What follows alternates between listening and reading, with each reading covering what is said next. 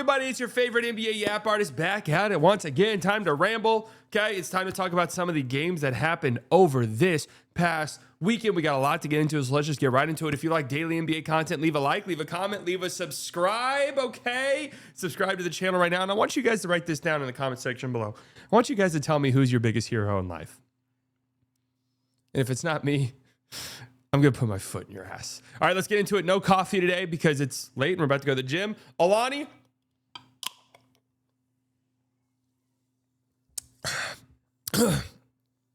Strawberry sunrise. Where's my orange kiss? Wow.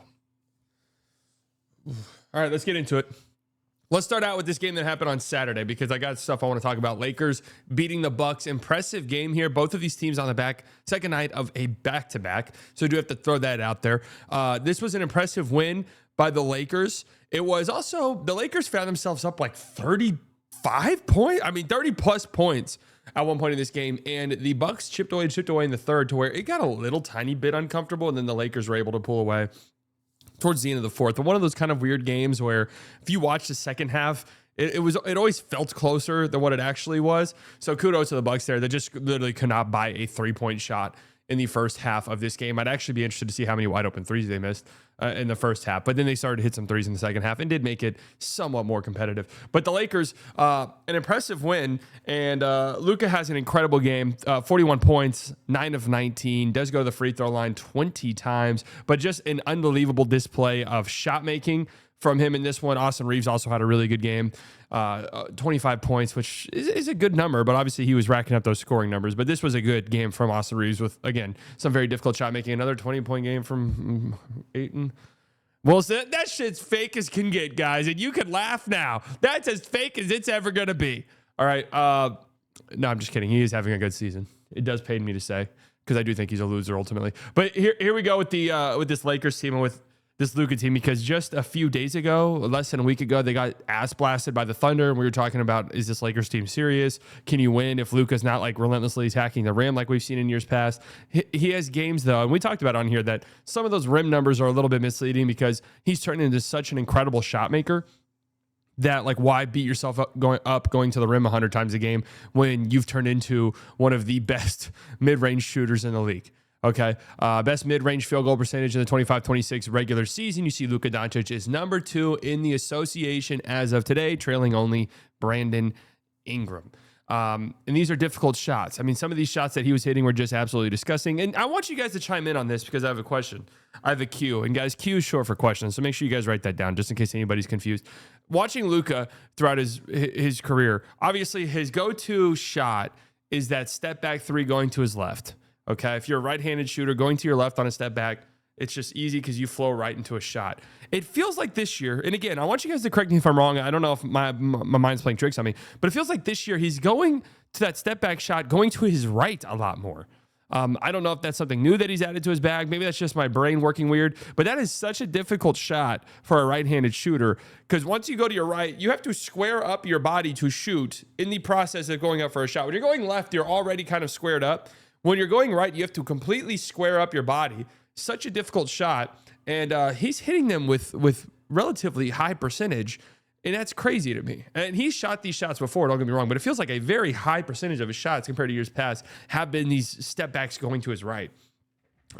So a nice performance by the Lakers. You know, there's such an interesting team. To me, they're probably the weirdest team in the league right now because you'll tune into a game like this and think to yourself, my God, no LeBron, you've got Luka and Reeves hitting shots like this.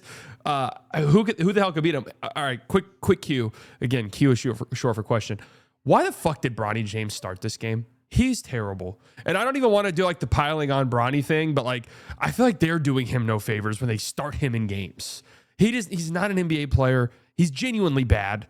Why are you starting him? I don't understand what is even happening there. Okay. Like I get some guys route. I know Marcus Smart in this game, so I guess that's where. But like, why not start like Connect or Nick Smith or somebody else? Okay, I don't understand it really. But anyways, you'll see these games. You're like, who the hell can beat this team, right? And then you'll watch them play the Thunder, and you're like, this team is a joke, and a prank artist made it, right? Which Rob Pelinka is a prankster, right? Just the luckiest guy of all time. But anyways, I think the thing is a team like Milwaukee does not stand much of a chance. And I'm actually interested if I were to pull up Milwaukee's schedule. Like any team that has a very physical ball handler, I feel like could give this Milwaukee team problems because they just don't have the personnel to guard guys like that. Like, fortunately, out east, there's not too many of these guys that you'd have to worry much about. But I would worry about them against a guy like Cade, in a playoff setting. I would worry about them against a guy like Brunson in a playoff setting. I do still like this Bucks team a good amount, and I think that they won't have to worry about some of their weaknesses being exposed until certain matchups, right? But I'm just looking at their schedule. Some of the teams they've lost to. Houston, that kind of makes some sense. Raptors, Kings, they lost to the Kings? Jesus Christ. They have beat the Knicks, so maybe I'm just an idiot. But yeah, like teams with more physical ball handlers in some serious size will give this team some problems. And then on the Lakers side, like they'll pick apart teams like this all day of the week, every day of the week. It's why going into the season, I thought that they had a very good chance to have the best offense in the league. I'm not sure where they rank right now with that. They've had injuries and stuff, but a team like OKC that has a bunch of athletes and is comfortable switching and, isn't going to give you the advantages that you're kind of hunting for over and over, will give this team some problems because they just don't have the athleticism to outshine that. Now, let's see if a dude Thiero, second round rookie, their best athlete on the team. We'll see if he adds anything. This was his NBA debut, but this stat right here, man, this stat annoys the fuck out of me, and I hate it. Luka Doncic has more 40-point games than the Mavericks have wins. Whoa, are you telling me that was a bad trade? Now that Nico's gone, I'm so done with these. I really am. We get it, man. The guy who did it's gone. Like, we know. Oh, my God. Wait, it was a bad trade? I didn't even know. I thought it was a good trade this whole time. Yeah, we get it, Stat Muse. Are you happy with your interactions? Huh? Do better. Or else I'll do better for you. So anyways, that was a good game by the Lakers. Nice win. They've been good so far this season. Denver, Minnesota. Obviously, this is always one of the more well-anticipated matchups when these two teams meet. Second night of a back-to-back for Minnesota. And Minnesota hung around in this game quite a bit up until it became kind of obvious in the fourth quarter that they're on the second night of a back-to-back. And the Nuggets kind of pulled away. Not a great shooting night from Anthony Edwards. Merry Sprite-miss. Merry Sprite-miss to all a good Sprite. That fucking commercial, man. Anyway, I don't really have much to say about this game. Second night of a back-to-back. Julius Randle has looked very good so far this season. He really has. He's playing really, really good basketball. Naz Reid's starting to play a lot better. That was one of the things early season for the Timberwolves was like, oh my God, is Naz Reid just like shit now? But he's been playing much better as of late. This was a bad Rudy Gobert game. I know that he's still up there with one of the best rim protectors in the league. No toys around it. I watch this guy play with my eyeballs, and I just cannot help but feel like there is a step backwards, and that is not a good thing for this team long term. Okay, but yeah, I'm not too worried about a game like this for them. The Nuggets are kind of turning into a bit of a machine. They kind of are turning into a bit of a machine. I can't help but feel like the Nuggets and Thunder have separated themselves a tiny bit in terms of the top tier contenders in the association. This sort of they get followed by everybody else. So is it, I'd say, quiet triple-double for Jokic because I don't think he necessarily played great in this game by his standards. Still 27, 12, and 11. Yeah, the guy's just absolutely insane. All right, games from last night. The Dallas Mavericks beat the Portland Trailblazers, a overtime win, back-to-back overtime game for the Mavericks. They have played in 11 clutch games so far this season. That is the most in the NBA. It does tell me that there is the bones of a good basketball team hidden here. I've kind of talked about that when talking about this Mavericks team. The fact that they're in so many of these games late does tell me, okay, they're not far. And now what is funny is I want to pull something up real quick here. I want to show you guys this. The Mavericks have been a top 4 defense in the league so far this season. But one of the funny stats here, okay, they're 5th right now in defense. Sorry, only 0.1 points behind the Houston Rockets. God, the Thunder are 7 points better than anyone else. I mean, that's insane. But anyways, they have been the 5th best defense in the league so far this season. They have a minus 4.9 net rating. Now, what is painful is every single team in the league that's in the top half defensively has a positive net rating except the Mavericks. And they're 5th. Everyone else in the top 5 has a net rating of at least +7 or better. Okay? But beyond that, there's only 2 other teams in the top 20 in net rating. Only 2 other teams in the top 20. I don't know. Guys, I have no clue why Sabrina Carpenter's calling me right now, and it's really starting to piss me off. There are no other teams in the top, only 2 other teams in the top 20 defensively have negative net ratings, and it's the Chicago Bulls who have a minus 0.1 and are 19th in defense, and the Bucks who have a minus 0.1 and are 20th in defense. It just goes to show how awful this offense is. But again, it does tell me there's the bones of a good team here, especially considering they're in all of these clutch games. They've been bad in the clutch. They're 3-8 in the clutch now. They're in all these clutch games, and they don't have their closer in Kyrie Irving. So I don't know. The thing is will it matter? I'm not sure. But you see their numbers in the clutch, and this is hilarious. Cooper Flagg, their 18-year-old rookie, 3 shots in the first half of this game. One of them was a dunk in transition. The other one was a tip-in attempt. And the final one was a last-second 3 at the end of a shot clock. I have no clue why they go entire halves with him not doing anything. And then magically in the second half, now it's time to get Cooper Flagg involved. He had, I believe it was 13 shots in the second half, went 8 of 13 on those shots. And had the ball in his hands during clutch time in overtime to help propel the Mavericks to a victory. This happened in the game against the Clippers a few nights ago when they went to double overtime, and Cooper Flagg was 5 for 5 from the field in the fourth quarter in overtime. He has the most clutch points on the team with 25. That's the 11th most in the league. Not saying much because the Mavs have played more clutch games than anybody else, obviously. But not only is that the most in the league, I'm trying to figure out why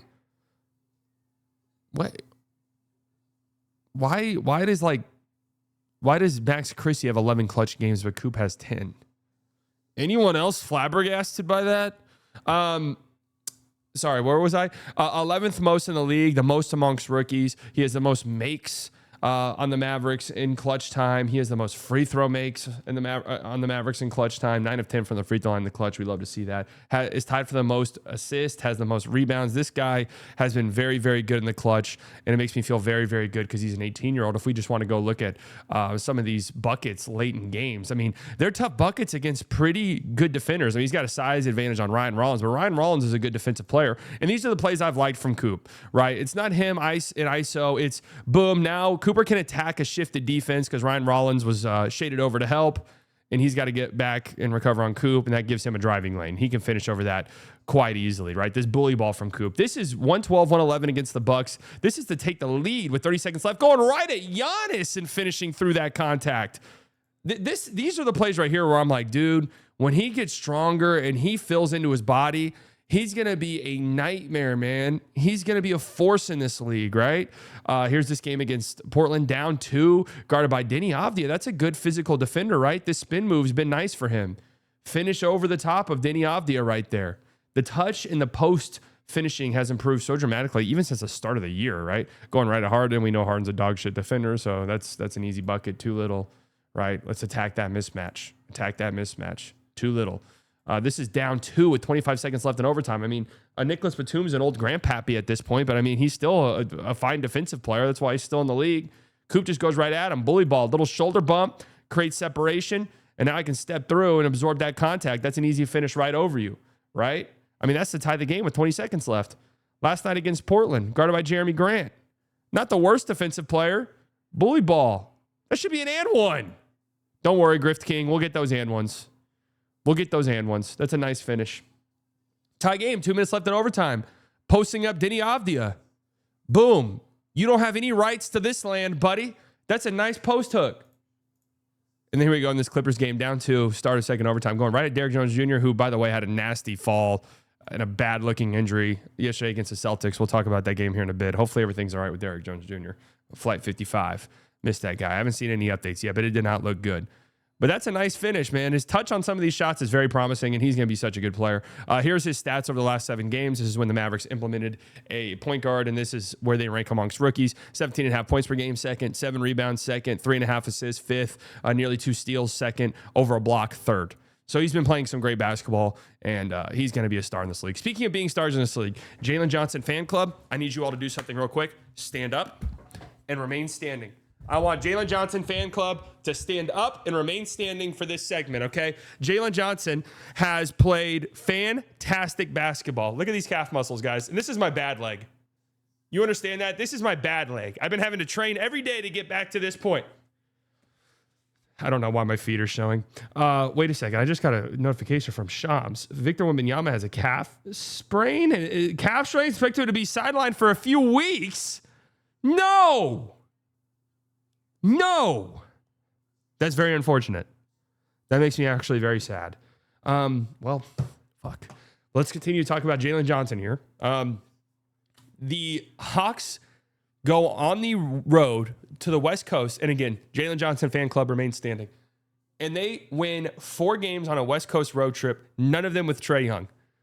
Very impressive stuff from the Atlanta Hawks. And their performances in this during that road trip and Jalen Johnson's performances netted him a Conference Player of the Week award. Let's clap it up for Jalen Johnson. 24 points per game, 12 rebounds per game, 9.3 assists per game. I believe all of these games were during this West Coast road trip they were on, all 4 of those games. Over his last 4 games, look at these numbers. I mean, he's just been fantastic. This was a great game. Phoenix, we've talked about. They've been a pretty good team so far this season. Much better than you could have anticipated given the fact that they traded away Kevin Durant in the offseason and all of that. But they've been a competitive basketball team. They play hard. Dylan Brooks, consecutive 30-point games. That's actually kind of crazy. And the Hawks go on a 20-0 run in the fourth quarter. They erase a 23-point fourth quarter deficit in this game to come back and win it. Oh God. Let's hope they're doing fire alarm testing here today. Why do you have to do it 6 or 7 times? Why can't you just do it once? Right? It works. Beep beep. It worked. You don't need to do it another 5 times. So if you see a quick cut, that's why. But I kind of like the way this Hawks team's looking. Nickeil Alexander-Walker's been fantastic this season, and he was incredible last night. But I can't help but feel like I like the way this team's looking without Trae Young. I don't know. I've been a Trae Young defender. I've been a Trae Young truther. But I do like the way this team meshes and gels without him. I just have to be truthful. I like the ball in Jalen Johnson's hands. And he's not dribbling for 20 seconds and making things happen that way, but it's transition. It's pushing the pace. He's very good in transition. He's a very good and willing passer in transition as well. And I love whenever he has the ball in the post and things happen, whether that's him attacking a mismatch, whether that's him kicking out or playmaking off of that. It's all very good.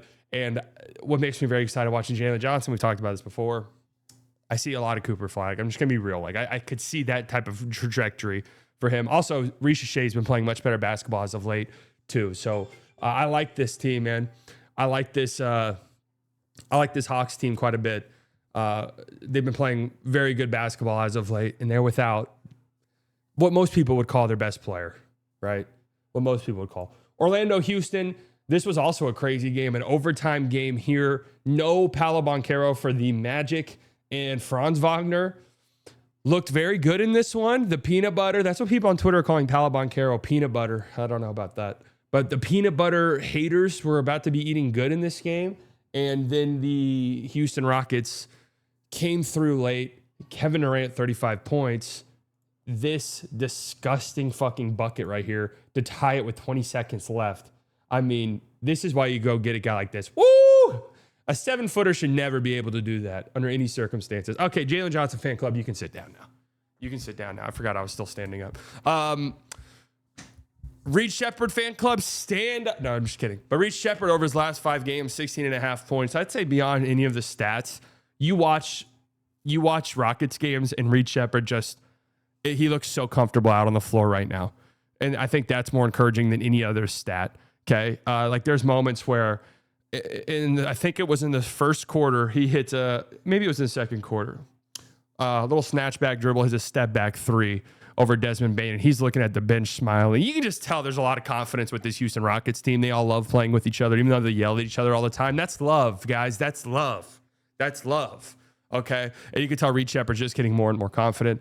I like this team quite a bit. They're really fucking good. And not a half bad effort by the Magic. Not a half bad effort. Clippers and Celtics. Oof, man, the Clippers. Oof. I mean, I said this after their overtime win against the Mavericks, where I'm like, I don't know if I'm a Clippers fan, if I feel necessarily great about this, because we needed a James Harden 40-point triple-double to win in double overtime against this Mavericks team. And you lose on the road to the Celtics. Good game. The score's a little misleading because Harden hit a couple of insane threes late in this one to make it close. But then at the same time, he also got a pretty damn good look to potentially tie it at the end. So it's not that misleading. But again, you needed a fantastic James Harden performance in this game to have a chance against this Celtics team.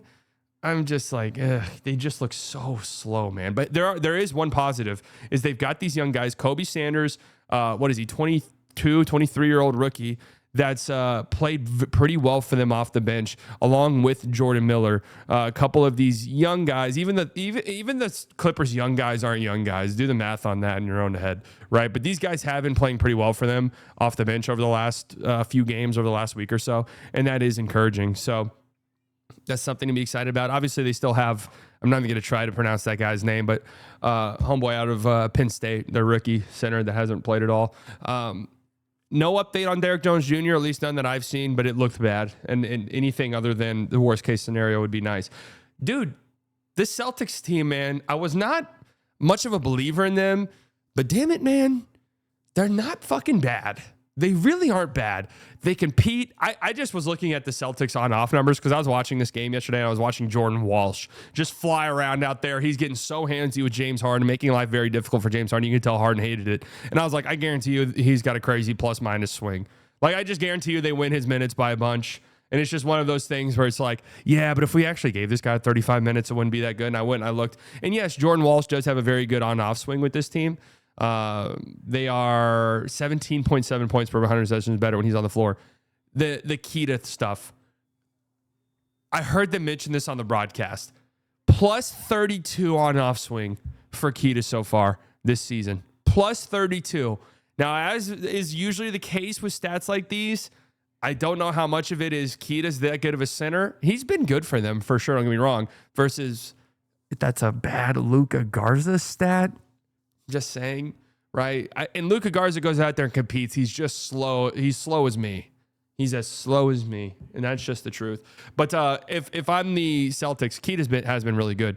But also, dude, Jalen Brown. We talked about this stat. I mean, this move's disgusting. And watching him play, this is like every one of his mid-range shots. He has been the best most prolific mid-range scorer in the NBA so far this season. The most mid-range buckets in the league. And we talked about this stat here earlier. Best mid-range field goal percentage. Jalen Brown's third. And almost all of them look like that. I mean, almost all of them are difficult shots that he's having to create for himself, and he's been knocking them down. Jalen Brown does look good. His scoring has been masterful so far this season. I kind of laughed at the idea that Jalen Brown could lead the league in scoring. He won't lead the league in scoring. It's just kind of a ridiculous thing to think. And he did put up 33 points on 33 shots. But, I mean, he's getting some tough buckets. And it's giving them a chance. And it is giving them a chance. And they compete and they play hard. Derek White's starting to hit some threes. That's big for them because he's been struggling. Same thing with Peyton Pritchard. He was fantastic in this game. Pritchard was. 30 points. He was a minus 15. That's why on-off numbers do not tell the full story, guys. They do not tell the full story because that just doesn't make any sense to me at all. But anyways, yeah, Clippers, scary old. Ooh, Unkin chopped. Celtics, maybe a little bit better. Like the Celtics, if a certain center from a certain team that plays in Dallas, the certain center maybe went to the University of Arkansas and maybe his last name rhymes with Pafford, were to become available and the Celtics swung that, that's interesting. And that's intriguing, right? That's intriguing and interesting. Anyways, let me know what you guys think. Love you.